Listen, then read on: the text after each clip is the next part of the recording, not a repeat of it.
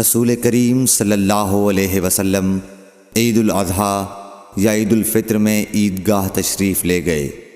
وہاں آپ عورتوں کے پاس سے گزرے اور فرمایا، اے عورتوں کی جماعت، صدقہ کرو، کیونکہ میں نے جہنم میں زیادہ تم ہی کو دیکھا ہے۔ انہوں نے کہا، یا رسول اللہ صلی اللہ علیہ وسلم، ایسا کیوں؟